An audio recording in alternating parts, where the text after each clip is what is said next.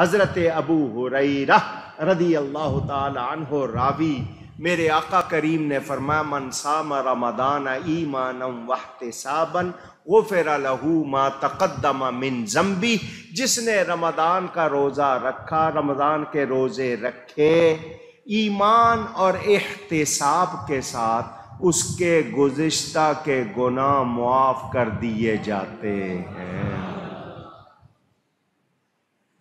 شرطیں ہیں دو، روزہ رکھا رمضان کا، دو شرطیں ایمان اور احتساب۔ یہ دونوں لفظ کہیں گے آپ؟ احتساب، آپ احتساب کا لفظ بہت سن رہے ہیں نا، گورنمنٹ احتساب کر رہی، وہ والا احتساب نہیں ہے۔ یہاں عربی میں احتساب کے معنی ہوتے ہیں طلب رضا، اللہ کی رضا کے لیے، ثواب کے لیے، اللہ کی خوشنودی کے لیے کہ اللہ سے ثواب لینے، یہ احتساب کے معنی وہ بھی سمجھاؤں گا بعد میں، کہ جس نے روزے رکھے رمضان کے ایمان اور احتساب کے ساتھ، اس کے گزشتہ کے گناہ معاف ہو جاتے ہیں۔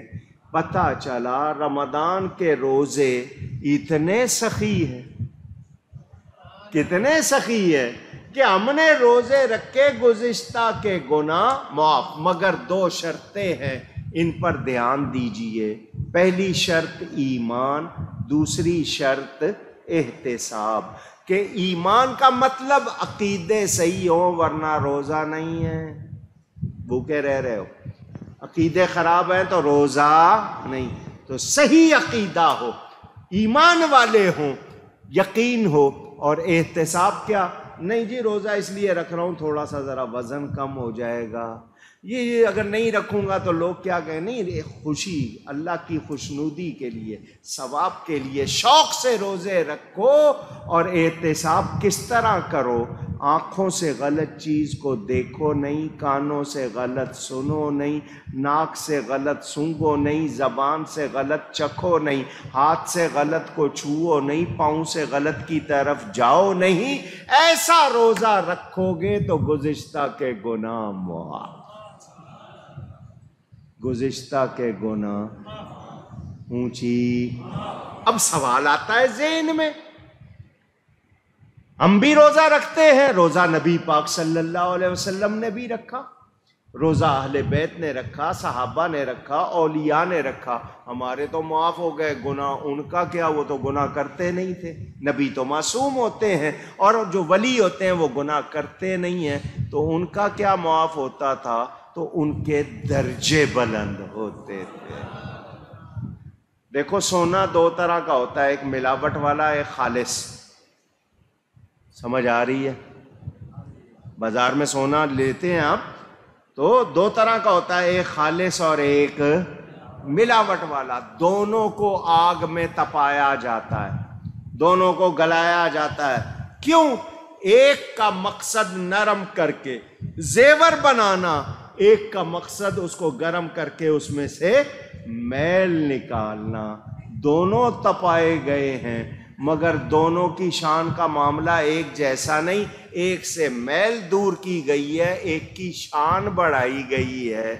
ہم روزے رکھ کے اپنی میل دور کرتے ہیں، اللہ والے روزے رکھ کے درجے پاتے ہیں، ان کی شان بڑھتی ہے، ان کے اضافہ ہوتا ہے۔ نبی پاک بھی روزے رکھتے تھے، ہم بھی روزے رکھتے ہیں، تو اب فرق کیا ہے؟ ہم روزے رکھتے ہیں بخشے جانے کے لیے، نبی پاک روزے رکھتے تھے ہمیں بخشوانے کے لیے۔ ہم نماز پڑھتے ہیں اللہ کی رضا پانے کے لیے، نبی پاک پڑھتے تھے ہمیں رضا دلوانے کے لیے۔ او امت کا والد صاحب قبلہ رحمت اللہ علیہ فرمایا کرتے تھے، امت ایک جہاز ہے، جانا ہے اللہ کی طرف، جیسے جہاز جاتا ہے جی مدینے جا رہے ہیں، تو جہاز میں مسافر بھی بیٹھتے ہیں، کپتان بھی بیٹھتا ہے، مسافر ٹکٹ لے کے بیٹھتے ہیں پیسے دے کے، کپتان بیٹھتا ہے پیسے، یہ اختیار دے کے بیٹھتے ہیں، وہ اختیار لے کے بیٹھتا ہے، یہ جانے کے لیے بیٹھتے ہیں، وہ لے جانے کے لیے، یہ پہنچنے کے لیے، وہ پہنچانے کے لیے، بلا تشبیہ والد صاحب فرماتے تھے امت کا جہاز ساری امت سوار ہے، آقا بھی سوار ہے، ہم سوار ہیں اللہ تک جانے کے لیے، حضور ہمیں لے جانے کے لیے۔ ہم بیٹھے ہیں بخشے جانے کے لیے، حضور بیٹھے ہیں بخشوانے کے لیے، اور ہم اختیار دے کے بیٹھے ہیں، وہ رب سے اختیار لے کے بیٹھے ہیں۔ تو ان کی بات سمجھنے کے لیے ہمیں اندازہ کرنا ہوگا، یہ نہیں سمجھ لینا تو ہمارے گزشتہ کے گناہ معاف ہو جاتے ہیں۔ دوسری بات، حج کے لیے بھی 2 شرطیں فرمائیں۔ من حج للہ فلم یرفس ولم یفسق رجع کیوم ولدتہ امہ، جو اللہ کے گھر کا حج کرے 2 کام نہ کرے، اس میں رفس اور فسق، یہ 2 کام اس میں نہ کرے، تو وہ جب حج کر کے لوٹتا ہے تو پہلے دن کے بچے کی طرح گناہوں سے پاک ہوتا ہے، جس دن اس کی ماں نے جنا تھا اس طرح پاک ہوتا ہے۔ اب آپ نے یہ بھی سن لیا کہ جی حج میں بھی 2 شرطیں ہیں، رفس کہتے ہیں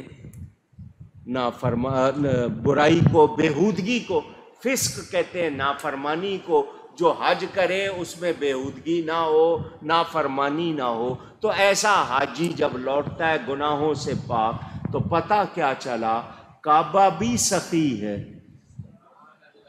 رمضان بھی سخی ہے۔ والد صاحب فرماتے تھے سخی 2 طرح کے ہوتے، سخی ایک وہ ہوتا ہے جو گھر بلا کے دیتا ہے، ایک وہ جو گھر میں آ کے دیتا ہے۔ کعبہ بھی سخی، رمضان بھی سخی، کعبہ مکہ بلا کر دیتا ہے، رمضان گھروں میں آ کے دیتا ہے۔ تو گزشتہ کے گناہ معاف کروانے ہیں تو اس کی قدر کریں۔ مسند احمد میں حدیث موجود، حضرت عبداللہ بن عمر رضی اللہ عنہما راوی، فرمایا قیامت کے دن رمضان بھی اور قرآن بھی شفاعت کریں گے، ان دونوں کی شفاعت قبول ہوگی۔ رمضان کہے گا یا اللہ میں تیرے اس بندے کے پاس گیا، اس نے میرا استقبال کیا، مجھے عزت دی، مجھے بہت شوق سے رکھا، اور قرآن کہے گا یا اللہ یہ تراویح میں بھی سنتا رہا، خود بھی پڑھتا رہا، یہ دونوں شفاعت کریں گے۔ حضور نے فرمایا دونوں کی شفاعت قبول ہوگی۔ بخاری اور مسلم میں حدیث پاک موجود، حضرت ابو ہریرہ رضی اللہ تعالی عنہ راوی، حضور نے فرمایا ہر نیک کام کا بدلہ 10 سے 700 تک، مگر اللہ فرماتا ہے روزہ میرے لیے ہے، اس کی جزا بھی میں ہی ہوں، میں ہی دوں گا۔ نسائی میں حدیث موجود، حضرت ابو امامہ رضی اللہ تعالی عنہ راوی، وہ کہتے ہیں میں نے حضور کی بارگاہ میں عرض کی مجھے کوئی عمل بتائیں جو مجھے اچھا بنا دے، کامیاب بنا دے۔ 3 بار میں نے پوچھا، 3 بار حضور نے فرمایا روزہ لازم کر لو، روزہ لازم کر لو، روزہ لازم۔ بیہقی میں روایت موجود، حضرت ابن عمر رضی اللہ تعالی عنہما راوی، فرمایا روزہ دار کی دعا افطار کے وقت رد نہیں ہوتی، قبول ہوتی ہے۔ کب؟ کب؟ افطار یعنی مثال کے طور پر ٹائم ہے آج کل آپ کا اگر 7 بجے، تو آپ 5 منٹ پہلے جو دعا شروع کر دیں وہ وقت ہے دعا کی قبولیت کا۔ آپ وہ جو دعا پڑھتے ہیں اللہم انی لک صمت وبک آمنت وعلیک توکلت وعلی رزقک افطرت، یہ افطاری کے بعد کی دعا ہے، کھانے پینے کے بعد کی دعا ہے، کھجور کھا کے یہ دعا پڑھنی ہے۔ یہ جو میں دعا کی بات کر رہا ہوں یہ روزہ افطار کرنے سے پہلے اس وقت دعا کرو، خوب دل سے کیا کرو، وہ دعا کی قبولیت کا وقت ہوتا ہے۔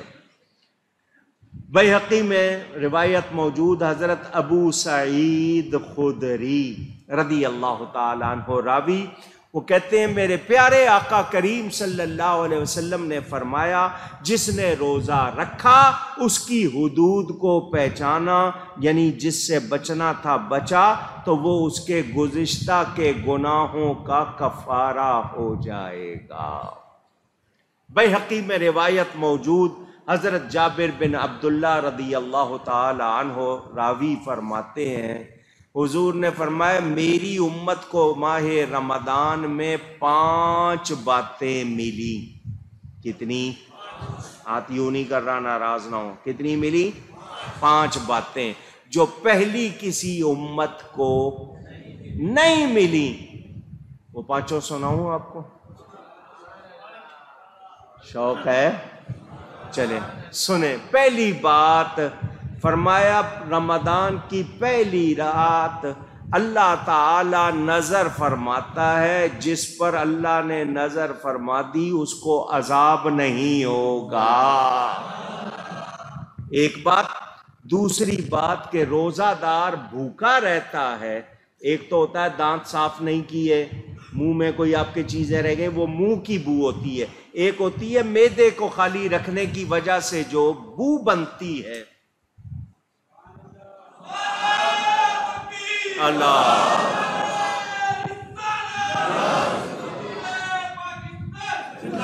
معدہ خالی رہنے کی وجہ سے ایک اندر سے ہلکی سی بو آتی ہے. آپ کسی کے قریب منہ کریں گے شاید اس کو پسند نہ آئے، مگر آپ کے منہ کی وہ بو جو پیٹ خالی رکھنے سے آتی ہے وہ اللہ کے نزدیک مشک سے بہتر ہے.